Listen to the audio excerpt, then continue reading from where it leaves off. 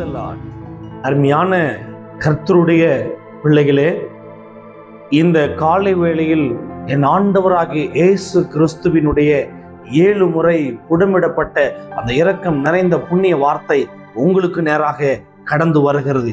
இந்த புண்ணிய வார்த்தை உங்களுக்கு நேராகவும் உங்கள் பிள்ளைகளுக்கு நேராகவும் உங்கள் குடும்பத்திற்கு நேராகவும் கடந்து வந்து ஒரு பெரிய விஷயத்தை கற்றுக் கொடுக்கிறது. அந்த பெரிய விஷயம் என்னவென்று கேட்டால், நீங்கள் இந்த நாட்களில் சமாதானம் இல்லாமல் இருக்கிறீர்களா? அநேக காரியத்தில் தோல்வி அடைந்து கொண்டிருக்கிறீர்களா? நீங்கள் எடுக்கிற எல்லா முயற்சிகளிலும் தடை இருக்கிறதாம். உடைய குடும்பங்கள் பிரிந்திருக்கிறதாம்.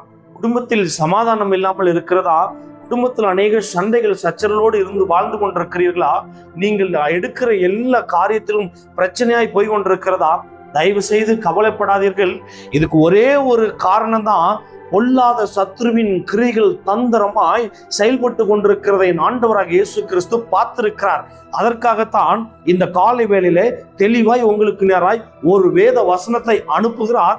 இந்த வேத வசனம் உங்களுக்கு நேராக வந்து அந்த பொல்லாத சத்ருவின் கிரியைகளை நசுக்கி அவைகளை அப்புறப்படுத்தி உங்களை சமாதானத்தோடு தெய்வம் வாழ வைக்க போகிறார். உடைய குடும்பத்தை சமாதானத்தோடு வாழ வைக்க போகிறார். நான் எடுக்கிறதெல்லாம் தோல்வியாய் போய் கொண்டிருக்கிறது என்று கலங்கி கொண்டிருக்கிறீர்களா? எங்களுடைய குடும்பத்தில் எல்லாரும் பிரிந்திருக்கிறார்கள். என்னுடைய மனைவி பிரிந்திருக்கிறது, என்னுடைய மகன் பிரிந்திருக்கிறார், என்னுடைய கணவன், என்னுடைய சொந்தங்கள் எல்லாம் எங்களை விட்டு பிரிந்திருக்கிறார்கள் என்று நீங்கள் கவலையோடு இந்த செய்தியை கேட்டுக்கொண்டிருக்கிறீர்களா?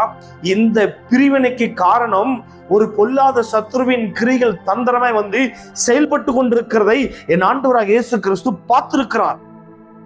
அதற்காகத்தான் இந்த காலை வேளையிலே அவருடைய இருபுறமும் கருக்குள்ள பட்டயமா இருக்கிற அவருடைய வேத வசனத்தை அனுப்பி அவைகள் எல்லாம் நசுக்கி சாம்பலாய் போக பண்ண அவர் இந்த வேளையில கிருபை உள்ள தெய்வமாய் உங்களிடத்தில் உங்களுக்கு கிருபை கொடுக்க வருவேன் என்று வாக்கு கொடுத்திருக்கிறார்.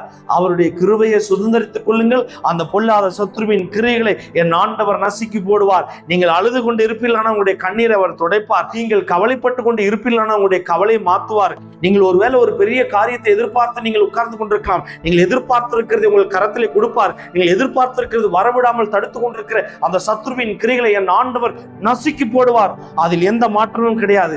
நாம் ஒரு வேத வசனத்தை வாசித்து பார்ப்போம். அந்த வேத வசனம் தெளிவும் கிரயமாய் இந்த காலை வேளையில உங்களுக்கும் உங்களுடைய பிள்ளைகளுக்கும் உங்களுடைய குடும்பத்திற்கும் கற்றுக் கொடுக்கிறது. வாசிக்க கேட்போமா? கவனமாய் வாசித்து பாருங்கள். ரோமரின் புஸ்தகம் 16ஆம் அதிகாரம் 20வது வசனத்தை வாசித்து பார்க்கும் பொழுது, சமாதானத்தின் தேவன் சீக்கிரமாய் சாத்தானை உங்கள் கால்களின் கீழே நசுக்கி போடுவார். தம்முடைய கர்த்தராகிய இயேசு கிறிஸ்துவினுடைய கிருபை உங்களுடனே கூட இருப்பதாக, ஆமேன் அப்படின்னு எழுதப்பட்டிருக்குது. அருமையான கர்த்தருடைய பிள்ளைகளே, இந்த காலை வேளையில எதற்காக இந்த வேத வசனம் உங்களிடத்தில் வர வேண்டும்? ஒரே ஒரு விஷயம்தான், அவர் சமாதானத்தின் தெய்வமாய் உங்களோடு கூட இருக்கிறார். நீங்கள் பயப்பட வேண்டாம். அந்த சமாதானத்தின் தெய்வம் எப்ப தெரியுமா உங்களிடத்தில் வருவார்? நீங்கள் ஜெபிக்கும் பொழுது, உபவாசிக்கும் பொழுது, என் தெய்வத்தை அதிகமாய் தேடும் பொழுது, இந்த வேதத்தை தியானம் பண்ணும் பொழுது, ஆலயத்திற்கு கிரயமாய் போகும் பொழுது, திருவிருந்த கிரயமாய் எடுக்கும் பொழுது, ஞானஸ்தானத்தை கிரயமாய் எடுத்து பரிசுத்த ஆவியானவரை நீங்கள் கிரயமாய் பெற்றிருக்கும் பொழுது, இந்த சமாதானத்தின் ஆவியானவர் உங்களோடு கூட வருவது அதிக உறுதி. ஒரே ஒரு விஷயம்தான், அவருக்கு முன்பதாக நீங்கள் ஒரு மனமாக இருப்பீர்களானால், அவருக்கு முன்பதாக உண்மையும் கிரயமாய் இருப்பீர்களானால், அந்த சமாதானத்தின் தெய்வம் உங்களோடு கூட இருப்பார். நீங்கள் சரியான பாதையிலே சரியான வழியிலே நீங்கள் நடக்கிறவர்களா இருப்பீர்களானால் உங்களோடு கூட அந்த சமாதானத்தின் தெய்வம் இருப்பார். அதில் எந்த மாற்றமும் இல்லை. ஒரே ஒரு விஷயத்தை நீங்க தெளிவா புரிஞ்சுக்கணும். இன்னைக்கு இந்த நாட்களில் நாம் சமாதானம் இல்லாமல் இருக்கிறதற்கு காரணம் என்ன தெரியுமா? நம்முடைய சமாதானத்தை கெடுக்கிறதற்காக பொல்லாத சத்ருவின் கிரியைகள் தந்திரமாய் உங்களிடத்தில் வந்து உங்களுடைய சமாதானத்தை கெடுத்து விடுகிறது. நீங்கள் எடுக்கிற வேலை ஸ்தலத்தில் உங்களுடைய சமாதானத்தை கெடுத்து விடுகிறது. உங்களுடைய திருமண காரியத்தில் சமாதானத்தை கெடுத்து விடுகிறது. நீங்கள் எடுக்கிற எல்லா பிசினஸின் காரியத்திலும் சமாதானத்தை கெடுத்து விடுகிறது. இனி எத்தனையோ பிள்ளைகள் நான் எடுக்கிற எல்லா முடிவும் தடைகளை இருக்கிறது என்று புலம்பிக் கொண்டிருக்கிறார்கள். நான் போகிற வழியெல்லாம் தடையா இருக்கிறது என்று சொல்லுகிறார்கள். நாங்கள் போய் பார்க்கிற இடமெல்லாம் எங்களுக்கு ஏற்குமாறா இருக்கிறது என்று சொல்லுகிறார்கள். நாங்கள் பேசுகிறது ஒன்று, நடக்கிறது ஒன்றாய் நடக்கிறது என்று சொல்லுகிறார்கள். வேலை ஸ்தலத்தில் ஒரே பிரச்சனைகள். இத்தனை நாட்கள் நான் வேலை செய்து கொண்டிருந்தேன். இப்பொழுது அந்த வேலை ஸ்தலத்தில் எனக்கு பெரிய போராட்டமா இருக்கிறது. அந்த வேலையை விட்டு நிற்க வேண்டும் என்று அந்த தடையை கொண்டு வந்து அந்த சமாதான எண்ணை கொண்டு வருகிற அந்த சாத்தானை உங்களுடைய கால்களின் கீழே என் ஆண்டவராக இயேசு இயேசு கிறிஸ்து மிதித்து போடுவார். அதில் எந்த மாற்றமும் இல்லை. அதற்குத்தான் இந்த வேத வசனத்தை இந்த காலை வேளையிலே உங்களுக்கு நேராக அனுப்புகிறார். இந்த நாள் வரைக்கும், இந்த நிமிஷம் வரைக்கும், இந்த நொடி வரைக்கும் உடைய வாழ்க்கையில் போராடி கொண்டிருந்த அந்த பொல்லாத சாத்தானை ஆண்டவராக இயேசு கிறிஸ்து உடைய கால்களின் கீழே மிதித்து போடுவார். அதில் எந்த மாற்றமும் இல்லை. அதை மிதித்து போட்டு அவைகளை சாம்பலாக்கி அவைகளை அப்புறப்படுத்தி விட்டு அவர் கிருபையின் தெய்வமாய் உங்களோடு கூட வந்து வாசம் பண்ணுவேன் என்று வாக்கு கொடுக்கிறார். அப்படித்தான் இந்த வேத வசனம் தெளிவாய் கற்றுக் கொடுக்கிறது. வாசித்து பாருங்களே. சமாதானத்தின் தேவன் சீக்கிரமாய் சாத்தானை உங்கள் கால்களின் கீழே நசுக்கி போடுவார். இந்த நாட்களில் நம்முடைய சமாதானத்தை கெடுக்கிறது யார்? நம்முடைய நிம்மதியை கெடுக்கிறது யார்? குடும்பத்துக்குள் பிரிவினை வந்தது யாரால வந்தது? இன்னைக்கு நம்முடைய குடும்பங்கள் பிரிந்து கிடக்கிறதுக்கு காரணம் யாரால அப்படின்னு நீங்கள் ஒரு நிமிடம் நிதானித்து பார்ப்பீர்களானால் அதுதான் வேதத்தில் எழுதப்பட்டிருக்கிறது. ஆதாம் ஏவாளை தேவனிடத்திலிருந்து பிரித்தது, சமாதானத்தை கெடுத்தது, அவர்களுக்கென்று கொடுக்கப்பட்டிருக்கிற ஆசீர்வாதத்தை கெடுத்தது யார் என்று உங்களுக்கு நன்றாக தெரியும். தந்திரமாய் வந்த பொல்லாத சர்ப்பத்தின் கிரிகளாய் இருக்கிற சாத்தானே தேவனாகிய கர்த்தரிடத்திலிருந்து ஆதாமை ஏவாளையும் பிரித்து ஆதாம் ஏவாளுக்கு கொடுக்கப்பட்டிருக்கிற ஆசீர்வாதத்தை கெடுத்து சமாதானத்தை கெடுத்துவிட்டு ஓடி மறைந்து விட்டது. ஆனால் இவர்கள் தெய்வத்தினுடைய முகத்தை பார்க்க முடியாமல், அந்த சமாதானத்தின் தெய்வத்தினுடைய முகத்தை பார்க்க முடியாமல், சமாதானத்தின் தெய்வம் கொடுத்த ஆசீர்வாதத்தை சுதந்திரிக்க முடியாமல், சமாதானத்தின் தெய்வம் சமாதானமா வைத்து போன இடத்தில் சமாதானம் இல்லாமல் அவர்கள் ஒளிந்து கொண்டிருந்தார்கள்.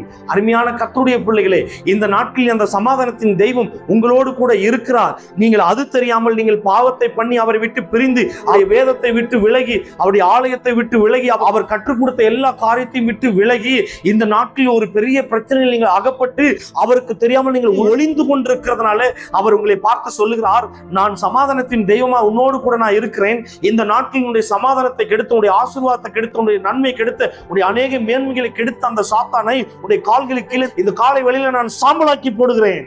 நான் சாம்பலாக்கி போட்டுவிட்டு அவர் என்ன தெரியுமா சொல்லுகிறாராம்? அதற்கு கீழ் லைன்ல வாசிச்சு பாருங்க.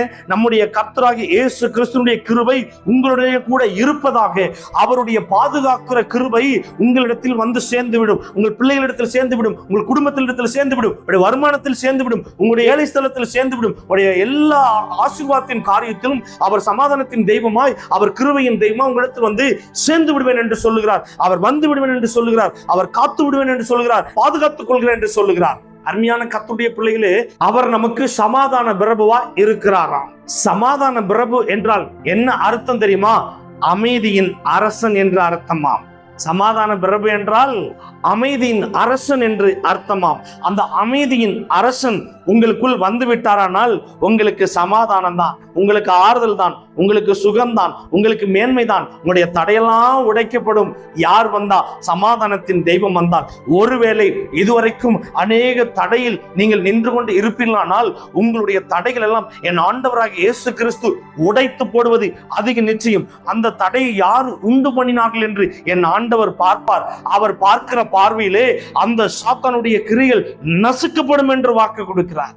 அருமையான கர்த்தருடைய பிள்ளைகளே, அந்த பொல்லாத சத்துருவின் கிரிகளுக்கு நீங்கள் இடம் கொடுக்காதீர்கள். வேதம் சொல்லுகிறது, அதாவது பிசாசுக்கு எதிர்த்து நில்லுங்கள், அப்பொழுது உங்களை விட்டு ஓடி போவான் என்று எழுதப்பட்டிருக்கிறது. நீங்கள் வியாதியில் படுத்து விட்டால் அவன் உங்களோடு வந்து படுத்துக் கொள்வான். நீங்கள் நிம்மதி இல்லாத சூழ்நிலையில் இருப்பீர்களானால் இன்னும் நிம்மதி இல்லாத என்ன பண்ணுமோ அதை பண்ணுவான். ஒருவேளை நீங்க ஆறுதல் இல்லாமல் நின்று கொண்டிருப்பீர்களானால் அந்த ஆறுதல் இல்லாத இன்னும் ஆறுதலை கெடுக்கிறது எப்படின்னு பார்ப்பான். அருமையான கர்த்தருடைய பிள்ளைகளே, நீங்கள் தெளிவாய் புரிந்து கொள்ள வேண்டும். பிசாசுக்கு இடம் கொடுக்க கூடாது என்று என் தெய்வம் சொல்லி இருக்கிறார். பிசாசுக்கு எதிர்த்து நில்லுங்கள், அப்பொழுது அவன் உங்களை விட்டு ஓடி போவான் என்று எழுதப்பட்டிருக்கிறது. நீங்கள் சமாதானம் இல்லாமல் இருக்கும் பொழுது அந்த பொல்லாத சத்துருவின் கிரியைகளுக்கு இடம் கொடுக்க கூடாது. அதற்குத்தான் அவர் சொல்லுகிறார், அந்த அமைதியின் அரசனை நோக்கி பார்க்கும் பொழுது உங்களுக்குள் ஒரு அமைதி வரும். அவர் உள்ளே வருவார், சமாதானத்தின் தெய்வமாய் வருவார், ஆறுதலின் தெய்வமாய் வருவார், சுகத்தின் தெய்வமாய் வருவார், மேன்மைப்படுத்துகிற தெய்வமாய் வருவார். அவர் உங்களுக்கு அடைக்கலத்தின் தெய்வமாய் வருவார். வேதம் சொல்லுகிறது, அவர் ஒருவரே உங்களுக்கு அடைக்கலம் கொடுக்கிற தெய்வமாய் இருக்கிறாரா. அனாதி தெய்வம் என்றென்றும் உங்களுக்கு அடைக்கலமா இருப்பார் என்று வேதத்திலே எழுதப்பட்டிருக்கிறது. தயவு செய்து நீங்கள் புரிந்து கொள்ளுங்கள். உங்களுக்காகத்தான் இந்த காலை வேளையிலே அவருடைய 7 முறை புடமிடப்பட்ட அந்த திரு வார்த்தை உங்களுக்கு நேராக வருகிறது. அது வந்து உங்களை பார்த்து சொல்லுகிறது, மகனே நீ தடையில இருக்கிறாயா, மகளே நீ தடையில இருக்கிறாயா, உன் கணவனை பிரிந்து இருக்கிறாயா, உன் பிள்ளைகளை பிரிந்து இருக்கிறாயா, நீ சொத்து பிரச்சனையில பிரிஞ்சு கிடக்கிறாயா, இன்னும் இருக்கிற அநேக பாடுகளை சுமந்து கொண்டிருக்கிறாயா. எங்கிருந்து வந்தது இந்த பாடுகள்? உங்களுக்குள் வந்த தந்திரமாய் வந்த அந்த பொல்லாத சத்துருவினுடைய கிரிகளே, அந்த சாத்தானே உங்களுடைய குடும்பத்தை பிரித்து விட்டது. அதற்குத்தான் ஆண்டவராக இயேசு சொல்லுகிறார், நீ பார், நான் அவைகளை நசுக்குகிறதை உடைய கண்கள் காணும் என்று அவர் சொல்லுகிறார். அதற்குத்தான் மல்கியாவின் புஸ்தகத்துல தெளிவாய் ஒரு வேத வசனம் சொல்லுகிறது. 4ஆம் அதிகாரம் 3வது வசனத்தை வாசித்து பார்க்கும் பொழுது, துன்மார்க்கரை மிதிப்பீர்கள், நான் இதை செய்யும் நாளிலே அவர்கள் உங்கள் உள்ளங்கால்களின் கீழ் சாம்பலாய் இருப்பார்கள் என்று சேனைகளின் கர்த்தர் சொல்லுகிறாராம். அதை செய்யும் நாளிலே உடைய கால்களின் கீழ் அவைகள் சாம்பலாய் இருக்கும் என்று சொல்லுகிறார். அருமையான கர்த்தருடைய பிள்ளைகளே, எதற்காக இந்த வார்த்தை சொல்லுகிறார் என்று உங்களுக்கு தெரியுமா?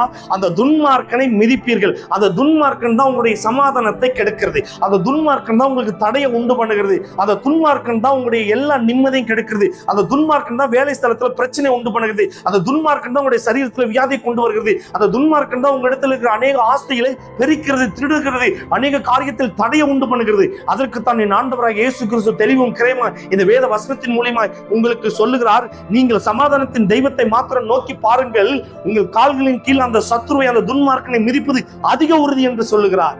அருமையான கர்த்தருடைய பிள்ளைகளே, அந்த பொல்லாத சத்துருவின் கிரைகளை மிதித்து விட்டு அப்படியே போகிறவர் அல்ல. அவர் சொல்லுகிறார், நான் உனக்கு கிருபையாய் வருவேன், நான் உனக்கு கிருபையின் தெய்வமாய் வருவேன், என்னுடைய கிருபை உன்னை சூழ்ந்து கொள்ளும் என்று சொல்லுகிறார். அருமையான கர்த்தருடைய பிள்ளைகளே, தாவீதுக்கு முன்பதாக ஒரு பெரிய துன்மார்க்கன் நின்றான். தாவீதுக்கு முன்பதாக ஒரு பெரிய சாத்தான் நின்றான். ஆனா அவனை வீழ்த்துகிறதற்கு என் தெய்வம் அவருக்கு முன்பதாக நின்றார். அவர்தான் அவனுக்கு பாதுகாப்பு கொடுத்தார். சமாதானத்தின் தெய்வமா இருந்தார், பாதுகாப்பின் தெய்வமா இருந்தார், நன்மை உண்டாக்குற தெய்வமா இருந்தார், பலத்தின் தெய்வமா இருந்தார், சுகத்தின் தெய்வமா இருந்தார், அவரை மேன்மைப்படுத்துகிற தெய்வமா இருந்தார். அருமையான கர்த்தருடைய பிள்ளைகளே, அந்த நாட்களில் கோலியாத்துக்கு முன்பதாக நின்ற தாவீது போல நீங்கள் ஒருவேளை துன்மார்க்கு முன்பதாக நின்று கொண்டிருக்கிறீர்களா? பொல்லாத சாத்தானுக்கு முன்னாடி நின்று கொண்டிருக்கிறீர்களா? பொல்லாத கிரிகளுக்கு முன்பதாக நின்று கொண்டிருக்கிறீர்களா? ஆறுதல் இல்லாத சூழ்நிலையில் நின்று கொண்டிருக்கிறீர்களா? சுகம் இல்லாத சூழ்நிலையில் நின்று கொண்டிருக்கிறீர்களா? அந்த பொல்லாத கிரிகளை அகற்றுவதற்காக என் தெய்வம் உங்களுக்கு முன்பதாக பலத்தின் தெய்வமாய், சமாதானத்தின் தெய்வமாய், கிருபையின் தெய்வமாய் உங்களோடு கூட வந்திருக்கிறார். தாவீதுக்கு கொடுத்த கிருபை, தாவீதோடு இருந்த கிருபை இந்த நாட்டில் உங்களோடும் இருந்து உங்களுடைய எல்லா சத்துருவின் கிரிகளை அகற்றி போடுவது அதிக உறுதி. விசுவாசிக்கிற மனுஷன் பதறான். யாரை நீங்கள் விசுவாசிக்க வேண்டும்? அந்த அமைதியின் அரசனை நீங்கள் விசுவாசிக்க வேண்டும். அந்த சமாதான பிரபுவை நீங்கள் விசுவாசிக்க வேண்டும். சமாதானத்தை உண்டு பண்ணுகிற தெய்வத்தை நீங்கள் விசுவாசிக்க வேண்டும். அவரை நீங்கள் நம்பி இருக்கும் பொழுது சத்துருவின் கிரைகளை அதமாக்கி போடுவது அதிக உறுதி. அதற்குத்தான் இந்த வேத வசனம் தெளிவாய் கற்றுக் கொடுக்கிறது.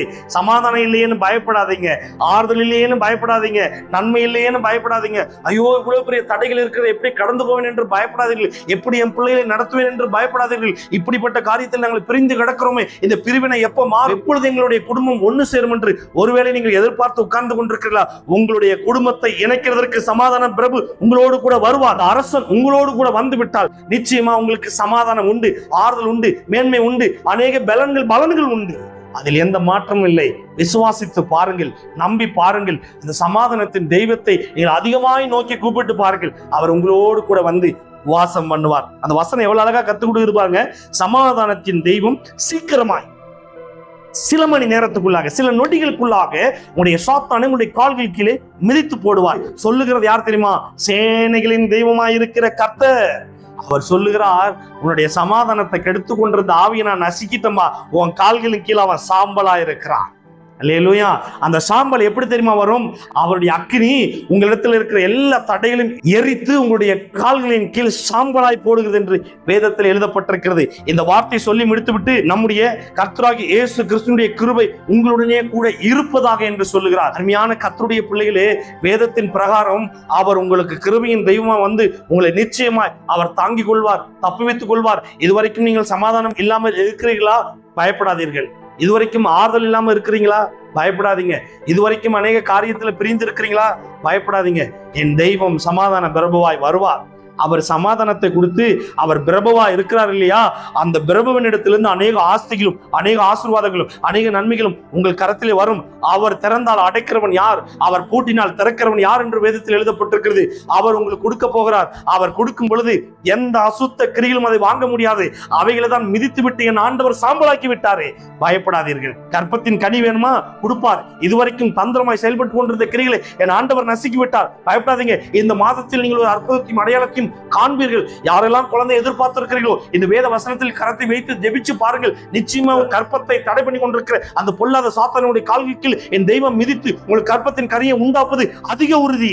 விசுவாசிக்கிற மனுஷன் பதறான். இந்த வேத வசனத்தை நம்பி இருக பிடித்து இந்த வசனத்தின் பிரகாரம் நடந்து கொள்ளுங்கள். கர்த்தர் இந்த வேத வசனத்தின் பிரகாரம் உங்களுக்கு சமாதானத்தை கொடுத்து, உங்களுக்கு கிருபையை கொடுத்து உங்களை பத்திரமாய் நடத்துவாராக. ஆமென். இஸ்ரவேலின் ஜெயபலமானவரே, இந்த கிருபைக்காக தயவுக்காக நன்றி செலுத்துறோம்ப்பா.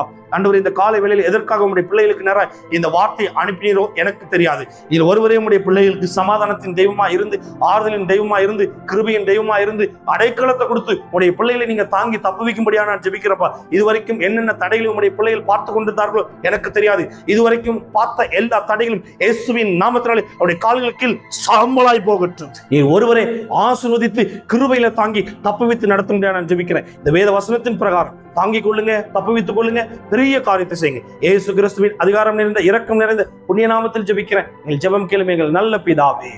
ஆமேன், ஆமேன், ஆமேன். God bless you. கர்த்தர் இந்த வேத வசனத்தின் பிரகாரம் சமாதானத்தின் தெய்வமாகவும் கிருபையின் தெய்வமாகவும் உங்களோடு கூட இருப்பாராக. ஆமேன்.